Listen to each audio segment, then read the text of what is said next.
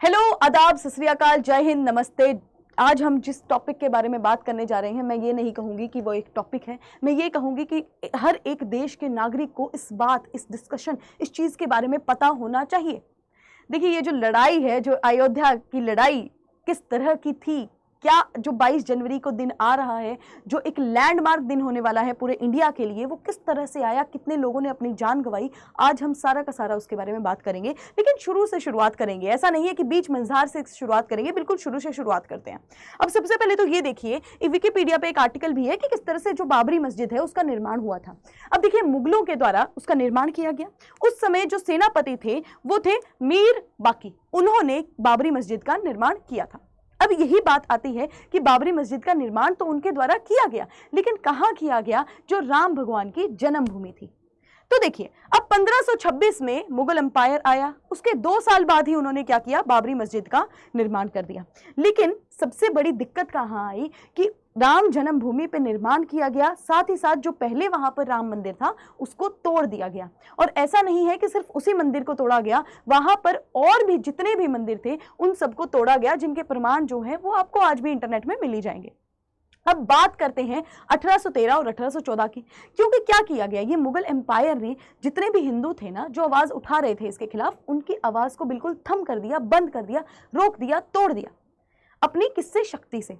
लेकिन जब 1813 और 1814 में किसके द्वारा? अंग्रेजों के द्वारा ही एक रिपोर्ट लाई गई, जहां पर लिखा गया कि surveyor reported that he found an inscription on the mosque walls which attested to this fact. और क्या फैक्ट था? कि बाबरी मस्जिद के अंदर कुछ मंदिर की कलाकृतियां जो है उस तरह से कुछ प्रमाण आए। अब जब ये रिपोर्ट आई, उसके बाद में विवाद शुरू होना, असली विवाद शुरू होना स्टार्ट हो गया, क्योंकि इस तरह की रिपोर्ट पाई गई। अब 1853 में पहली सांप्रदायिकता, ये जो लड़ाई थी वो स्टार्ट होना शुरू हो गई। अब लेकिन ये लड़ाई भी चलती रही, लेकिन तब भी जो हिंदू और मुस्लिम थे वो एक ही जगह प्रेयर करते थे। अब ये क्वेश्चन, सवाल आ जाता है कि एक ही जगह प्रेयर वो कैसे करते थे? अब देखिए, आफ्टर 190 ईयर्स, 190 साल किसके? After 190 years of making the Babri मस्जिद, बाबरी मस्जिद बन गई थी, उसके 190 साल बाद पहली बार जय सिंह द्वितीय ने एक लड़ाई लड़ी। और वो लड़ाई क्या थी? कि मंदिर की जगह और उसके मस्जिद की जगह, मस्जिद की जगह और उसके आसपास की जगह को वो हासिल करना चाहते थे, ताकि वहां पर फिर से क्या बन सके? ताकि वहां पर फिर से मंदिर का निर्माण हो सके और जितने भी हिंदू हैं वो वहां पर पूजा कर सके। बहुत ज्यादा उन्होंने प्रयत्न किया, बहुत ज्यादा उन्होंने कोशिश की, लेकिन तब भी वो जो चाहते थे वो उन्हें नहीं मिला। तो उन्होंने उसका क्या किया?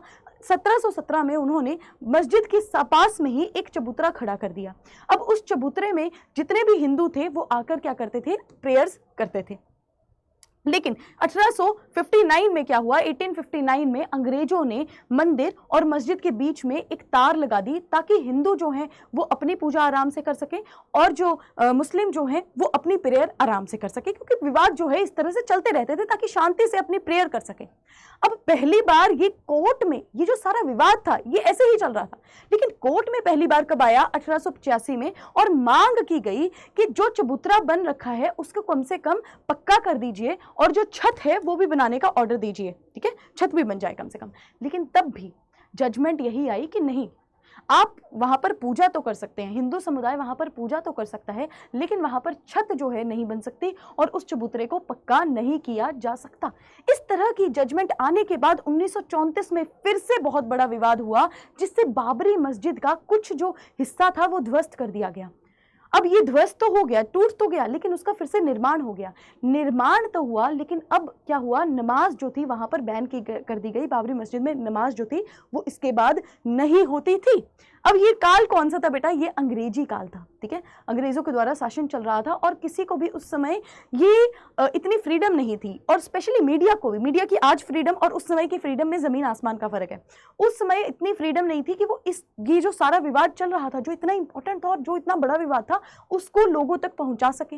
लेकिन फिर हमारा 1947 आया और देश आजाद हुआ। अब जैसे ही देश आजाद हुआ वैसे ही लोगों में एक होप आई कि अब शायद ये जो विवाद चल रहा है ये लोगों तक पहुंचेगा और लोग जुड़ेंगे, शायद राम मंदिर वहां पर फिर से बन जाएगा। इस तरह की होप वहां पर आई। लेकिन तब बनी जो सरकार थी उन्होंने इस बारे में बात ही नहीं की।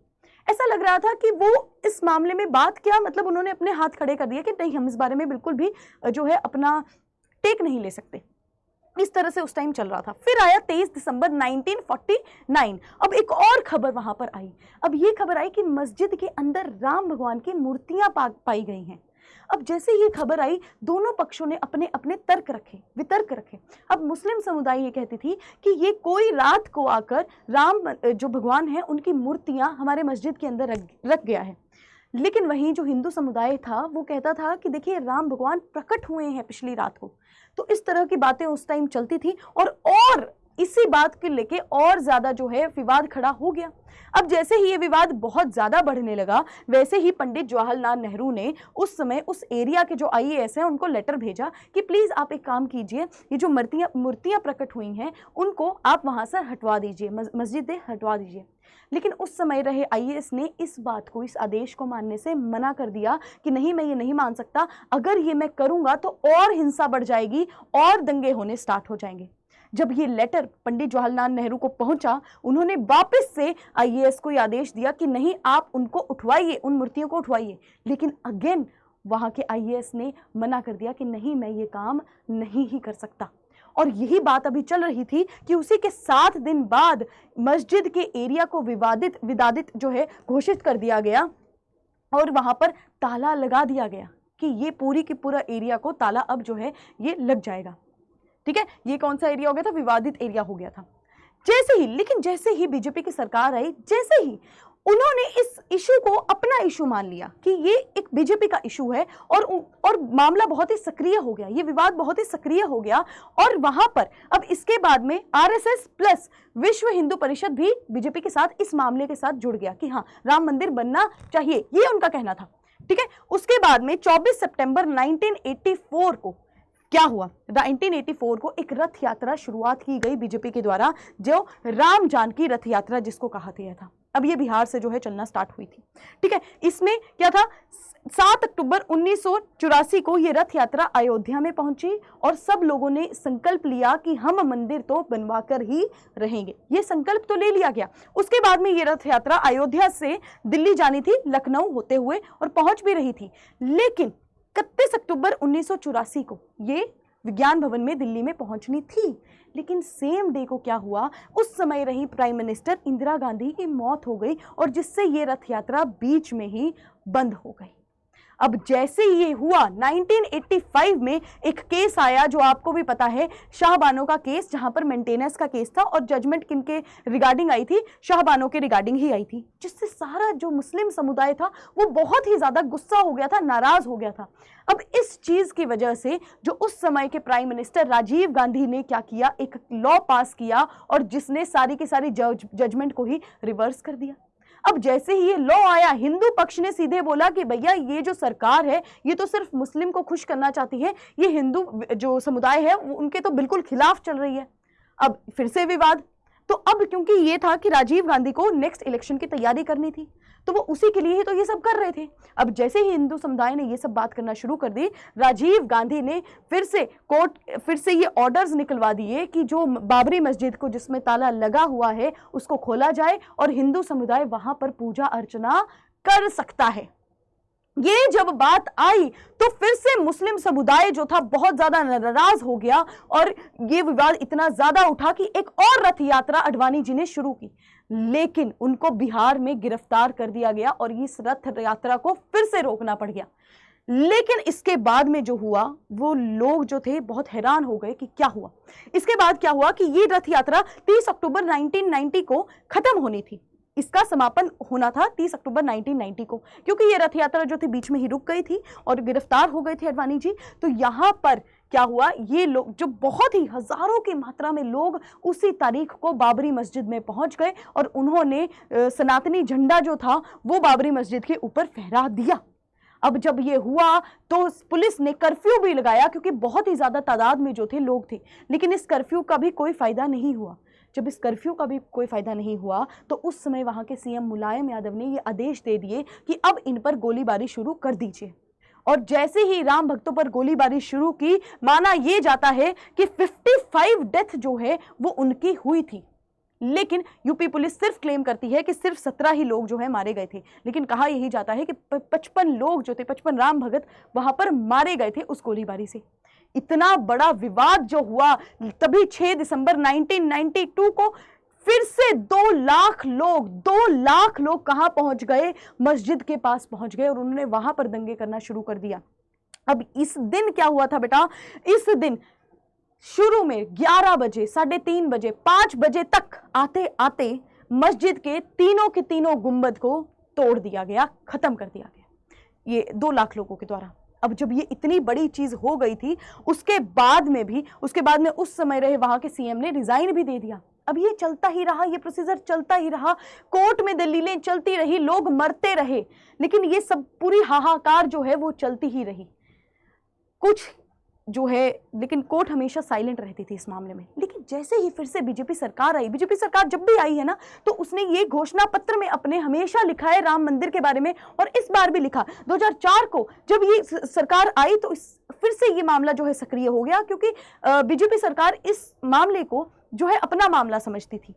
फिर से सरकार आई और फिर से उन्होंने लड़ाई शुरू कर दी, और इस बार पॉलिटिकल क्योंकि सपोर्ट भी था। अब जो है साल बीतते गए और एंड में बचा, हम सबको पता है, नवंबर 2019 में लैंडमार्क जजमेंट आई अयोध्या के लिए, राम मंदिर के लिए, और जहां पर ये बोला गया कि एक ट्रस्ट बनेगा। सरकार के पास राम मंदिर जो मस्जिद थी वो जगह जो थी सरकार के पास आ गई, और सरकार उस जगह को किसको देगी, ट्रस्ट को देगी, जो क्या बनाएगी, मंदिर को बनाएगी। ये जजमेंट आई गई। साथ ही साथ ये भी बोला गया कि मस्जिद के लिए भी जो है एक विकल्प जगह उनको भी दे दी गई है। तो ये लैंडमार्क जजमेंट नवंबर में आई थी। उसके बाद राम मंदिर बनने का सिलसिला शुरू हो गया, और हमें पता है कि 22 जनवरी 2024 को क्या होने वाला है। 22 जनवरी 2024 को हमारे राम लल्ला फिर से अपनी जन्मभूमि वापस जाने वाले हैं। मतलब ये इतना ज़्यादा, ये मामला एक ऐसा है कि इमोशनल भी कर दे किसी इंसान। अभी मैं बोल रही हूँ, आपको बता रही हूँ, seriously I am getting emotional only by saying this story, कि इसमें कितने लोगों की जान गई है इस चीज़ के लिए। और 22 जनवरी का इंतज़ार सबको ही रहेगा कि किस तरह से ये लड़ाई हुई और किस तरह से ये जीत हुई है आखिरकार। तो आज का सेशन बेटा, ये सेशन मैं बोलूँ और मैं बात बोलूँ, डिस्कशन बोलूँ, मुझे नहीं पता मैं इस चीज़ को क्या बोलूँ, लेकिन ये हम सब के लिए बहुत ज़रूरी है इस जानकारी को समझना और हमारी हिस्ट्री को जानना। ये बहुत बड़ी चीज़ है। और बच्चा, आपके एग्जाम पॉइंट ऑफ व्यू से भी बात करूँ तो ये आपके लिए ये पक्का ये चीज़ें आने वाली हैं। ठीक है बेटा, तो आज का सेशन यहीं पे ख़त्म करते हैं। नमस्ते। प्लीज़ अपना ध्यान रखिए और अपनी हेल्थ का ध्यान रखिए। थैंक यू बच्चा लोग।